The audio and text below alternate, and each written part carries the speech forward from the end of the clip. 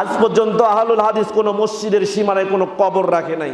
আজ পর্যন্ত কোনো কবরের ওপরে কোনো আহলে হাদিস কোনো মসজিদ বানায় নাই। আর তোমরা মসজিদের ওপরে কবর বানাও, মসজিদের ভিতরে কবর বানাও, কবরের ওপরে মসজিদ বানিয়ে চতুর্দিকে তোমরা সালাত আদায় করে জানান দাও যাকে তোমরা কবরে রেখেছ তার পূজা করছো, অথচ ইবাদত করতে হবে উলুহিয়ার সমস্ত দাবি দিতে হবে কাকে?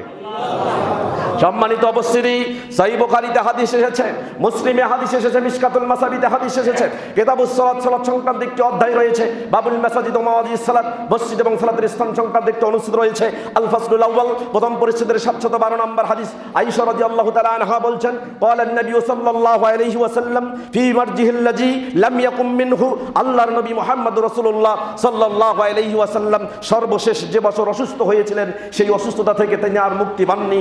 আল্লাহ সুবহানাহু ওয়া তাআলা তাকে দুনিয়ার জমিন থেকে তুলে নিয়েছেন। আল্লাহর নবী মুহাম্মদ রাসূলুল্লাহ সর্বশেষ অসুস্থ থাকা অবস্থায় তিনি যে কথা বলেছেন, আয়েশা রাদিয়াল্লাহু তাআলা আনহা ঘর থেকে নিকটে থেকে তা শুনেছেন। তিনি বর্ণনা করছেন, আল্লাহর নবী মুহাম্মদ রাসূলুল্লাহ সাল্লাল্লাহু আলাইহি ওয়াসাল্লাম অসুস্থতার চরম পর্যায়ে যখন অবনীত হয়েছেন সেই সময়ে তিনি বলেছেন, লাআনাল্লাহুল ইয়াহুদা ওয়ান নাসারা ইত্তাখাযু কুবুর আম্বিয়াইহিম মাসাজিদা। আল্লাহ সুবহানাহু ওয়া তাআলা ইহুদিদেরকে অভিসম্পাদ করেছেন, আল্লাহ সুবহানাহু ওয়া তাআলা খ্রিস্টানদেরকে অভিসম্পাদ করেছেন। কেন? তারা তাদের নবীদের কবরকে সেজদার জায়গা হিসেবে গ্রহণ করেছেন। সম্মানিত উপস্থিতি, ইহুদিরা নবীদের কবরকে সেজদার জায়গা হিসেবে, মসজিদ হিসেবে গ্রহণ করেছিল। ঠিক বর্তমান সময়েও যারা মসজিদের ভিতরে কবর রাখে, ঠিক বর্তমান সময়েও যারা তাদের পীরদের কবরের ওপরে মসজিদ বানায়, ঠিক বর্তমান সময়ে যাদের পীরদের খানকার মধ্যে যারা সেজদার ব্যবস্থাপনা করে, তারা জানান দিচ্ছে পরোক্ষভাবে ইহুদিদের কাজটা আমরা অন্যভাবে ইসলামে করছি, তারাই হচ্ছে ইহুদির দালাল। সম্মানিত উপস্থিতি, মনে রাখতে হবে এই বাংলাদেশে বাহিল হাদিস কোনোদিন কোনো জেন্দা মানুষ, কোনো মৃত্যু মানুষ, কোনো কবর, কোনো পীর সাহেব, কোনো খানকা গির্জায় গিয়ে কখনো কোনো কিছু চাচ্ছে না এবং কিয়ামতের আগ মুহূর্ত চাইতে পারে না। কারণ জানি আমরা চাইতে হবে একজনের কাছে, তাওহীদকে বাস্তবায়ন করে উলুহিয়ার দাবি নিয়ে। তিনি হচ্ছে আল্লাহ সুবহানাহু ওয়া তাআলা। তিনি আমাদের সব কিছু দিবেন, সব কিছু দেন, সব কিছু দিতে পারেন, সব কিছু দেওয়ার ক্ষমতা তার আছে, এটা আমরা বিশ্বাস করি, আকীদা পোষণ করি। সুতরাং আমাদের সম্পূর্ণ চাওয়া কার কাছে? তোমরা ইহুদির দালালি করছো, তোমরা হিন্দুদের দালালি করছো। এজন্য আজ থেকে 70 দশকে যখন জওহরলাল নেহরু এই বাংলাদেশে এসেছিলেন, চট্টগ্রামের মাটিতে যখন, সিলেটের মাটিতে যখন বীরদের কবরে গিয়ে, মাজারে গিয়ে লোকদেরকে সেজদা করতে দেখেছেন, রাজনৈতিক মঞ্চে উঠে তিনি প্রথম ঘোষণা দিয়েছিলেন, হাম হিন্দু আর মুসলমানों में कोई फर्क मेरा नजर में नहीं आता, हम हिंदू मिट्टी के ऊपर रख के पूछते हैं और मुसलमान मिट्टी के नीचे रख के पूछते हैं। জওহরলাল নেহরু সেই সময় বলেছিল, আমরা হিন্দু আর মুসলমানদের মধ্যে কোনো পার্থক্য নেই। কেন? আমরা হিন্দুরা মাটির ওপরে মূর্তি রেখে পূজা করি আর মুসলমান মাটির নিচে মৃত লাশ রেখে তার পূজা করে।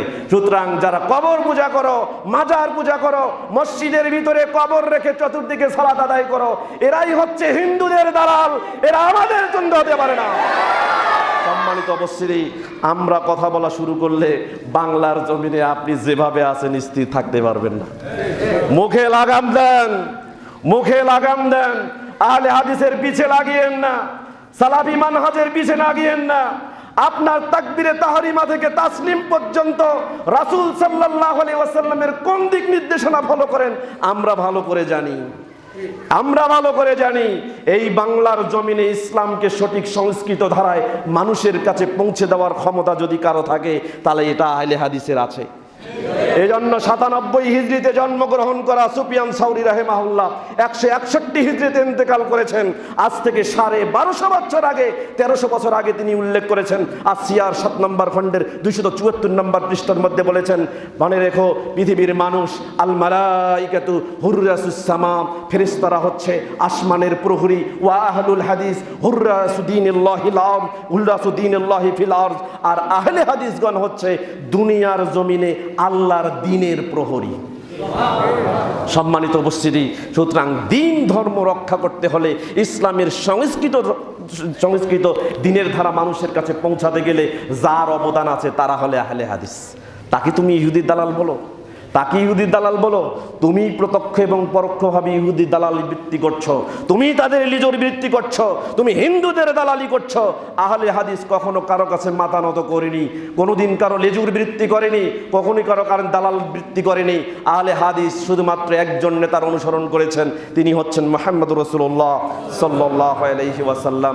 আমরা বিশ্বাস করি মুসলমানদের জন্য আনন্দের দিন আল্লাহর নবী ইহুদি খ্রিস্টানদের আনন্দের দিন থেকে পরিবর্তন করে দুটি দিন উপহার দিয়েছেন। সেই দিন দুটি কি? ঈদুল ফিতর এবং ঈদুল আজহা। আবু দাউদে এসেছে, মুসনাদে আহমদ, তিরমিজি, নাসাই, ইবনু মাজাহ এবং মিশকাত, 7টি হাদিসের কিতাবে হাদিসটি এসেছে। মিশকাতুল মাসাবি কিতাবুস সালাত, সালাত সংক্রান্ত একটা অধ্যায় রয়েছে। বাবুস সালাতি ফিল ঈদাইন, ঈদের সালাত সংক্রান্ত একটা অনুচ্ছেদ রয়েছে। আল ফাসলুস সানি, দ্বিতীয় পরিচ্ছেদের 1439 নম্বর হাদিস। আনাস বিন মালিক রাদিয়াল্লাহু তাআলা আনহু থেকে বর্ণিত, তিনি বলেন রাসূল সাল্লাল্লাহু আলাইহি ওয়াসাল্লাম যখন মক্কা থেকে মদিনায় হিজরত করলেন, ওখানে গিয়ে দেখলেন ইহুদি এবং খ্রিস্টানরা দুটি দিন পালন করছে। ওই দুই দিনে তারা খেলাধুলা করছে, ইয়ালাবুনা ফিহিমা, ওই দিনে তারা আনন্দ করছে, ফুর্তি করছে, খেলাধুলা করছে। আল্লাহর নবী ইহুদি খ্রিস্টানদেরকে ডাক দিয়ে বললেন, মা হাজানিল ইয়াওমান, তোমরা এই দুই দিনে খেলাধুলা করছো, এই দুই দিন কিসের? তখন তারা বলল, কুন্না নালআবু ফিহিমা ফিল জাহিলিয়া, জাহিলিয়ার যুগে আমরা এই দুই দিনে খেলাধুলা করতাম, এখনো আমরা এই দুই দিনে খেলাধুলা করছি।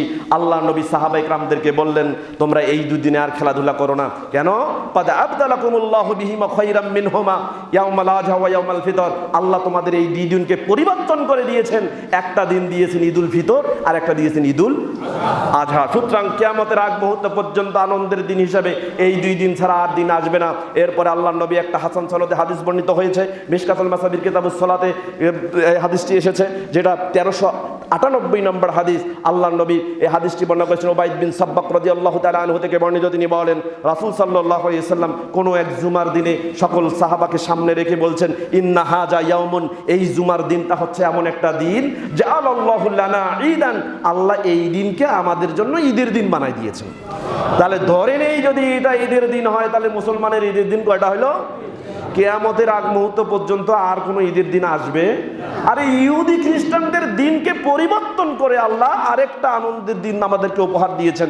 দুটা দিন উপহার দিয়েছেন, একটা হলো ঈদুল ফিতর, একটা ঈদুল আজহা। সুতরাং খুশি আনন্দ করার জন্য আর কোনো দিন আসতে পারে? এখন আপনারা ইহুদি এবং খ্রিস্টানদের দিনের সাথে সাদৃশ্যতা রেখে আল্লাহর নবীর জন্ম দিবসকে ঈদের দিন বানিয়ে দিয়েছেন। সুতরাং এই ঈদের দিন মুসলমানরা পালন করতে পারে না, আহলে হাদিস তো কখনোই ধারে কাছে যেতে পারে না। তাহলে এই ইহুদি খ্রিস্টানদের এই দিন পালন করার ক্ষেত্রেও দালাল বৃত্তি যদি করে থাকে, লেজুর বৃত্তি যদি করে থাকে, তো তোমরাই করেছো, আহলে হাদিস করে নাই। সুতরাং সর্বক্ষেত্রে লেজুর বৃত্তি করার জন্য, দালালি করার জন্য আহলে হাদিসদের কখনোই ইহুদি খ্রিস্টানদের সাথে তুলনা করা চলে না। বরং লেজুর বৃত্তি দালালি করার ক্ষেত্রে ইহুদি খ্রিস্টানদের যদি দালাল কেউ হয়, তো তোমরাই হচ্ছে ইহুদিদের দালাল। সম্মানিত উপস্থিতি, তাই আপনাকে বলছি, আহলুল হাদিসদেরকে গালি দিলে ডিমোরালাইজড হওয়ার কিছু নেই, ডেভিয়েটেড হওয়ার কিছু নেই, মন খারাপ করার কিছু নেই। আমরা গালি খাবো, আমাদেরকেই গালি দেওয়া হবে। বিশ্বনবী মুহাম্মদ রাসূলুল্লাহ সাল্লাল্লাহু আলাইহি ওয়াসাল্লাম যখন প্রকাশ্যে দিনের ধারা, তাওহীদের বাণী, কালিমার দাওয়াত যখন মানুষের কাছে দিচ্ছিলেন, সেই সময় প্রকাশ্য, প্রত্যক্ষ এবং পরোক্ষভাবে কাফির মুশরিকরা আল্লাহর নবী মুহাম্মদ রাসূলুল্লাহ সাল্লাল্লাহু আলাইহি ওয়াসাল্লামকে 73টা ভাষায় গালি দিয়েছিল। আল্লাহ নবীকে 73টা ভাষায় গালি দিয়েছিল। 15টা ভাষার বর্ণনা এসেছে, স্বয়ং আল্লাহ কোরআনে উল্লেখ করেছেন। চিন্তা করেন, আল্লাহর নবীকে যদি 73টা ভাষায় গালি দেওয়া হয়, তাহলে নবী কি সৎ পথে ছিল না, হক পথে ছিল না? এখনো গালি দিলে বুঝবেন আপনি হক পথেই আছেন। অতএব আল্লাহর নবী গালি খাওয়ার পরেও, তাকে বিভিন্ন ভাষায় ট্যাগ দেওয়ার পরেও, নোংরা অশ্লীল ভাষায় গালি দেওয়ার পরেও যখন আল্লাহর দিন থেকে, তাওহীদ রিসালাতের বাণী থেকে প্রচার বিমুখ নাই, এক চুল পরিমাণ সরে যান নাই, কিয়ামতের আগ মুহূর্ত পর্যন্ত তাওহীদ ওয়ালার ঘরে জন্মগ্রহণ করে কোনো আহলে হাদিসকে যদি গালি দেওয়া হয়, আল্লাহর দিন থেকে, রাসূলের ইত্তেবা থেকে, উলুহিয়াতের দাবি থেকে আহলে হাদিস চুল পরিমাণ সরে যাবে না ইনশাআল্লাহ। সম্মানিত উপস্থিতি, অতএব আহলুল হাদিসদের যতই গালি দেওয়া হোক, আমরা ডিমোরালাইজড হব না, আমার নীতিভ্রংশ হব না, আমরা মনোবল হারাবো না, আমরা কখনো বিপদগামী হব না এই জন্য যে আমাদেরকে ডমিনেট করা হয়েছে, আমরা মনে হয় দুর্বল হয়ে গেছি। কখনোই দুর্বল মনে করবেন না ভাই। সব মনে রাখবেন, আল্লাহ নবী কম সংখ্যক লোককেই শুভ সংবাদ দিয়েছেন, বেশি সংখ্যক লোককে শুভ সংবাদ দেন নাই। মনে রাখবেন, আপনার জনপ্রিয়তা কম হবে, এটাই স্বাভাবিক। বর্তমান চলচ্চিত্রে ঢালিউড, বলিউড, টলিউড বিভিন্ন গণমাধ্যমে আপনারা দেখতে পারবেন সমস্ত চলচ্চিত্র নির্মাতা থেকে শুরু করে কলাকুশলী সকলের আকাশচুম্বী জনপ্রিয়তা রয়েছে, কিন্তু এরা কি ভালো কাজ করছে? আপনি ভালো কাজ করেন, আমল করেন, আকীদা সহি করেন, আপনার আমলকে বিশুদ্ধ করেন, একজন নেতার অনুসরণ করেন।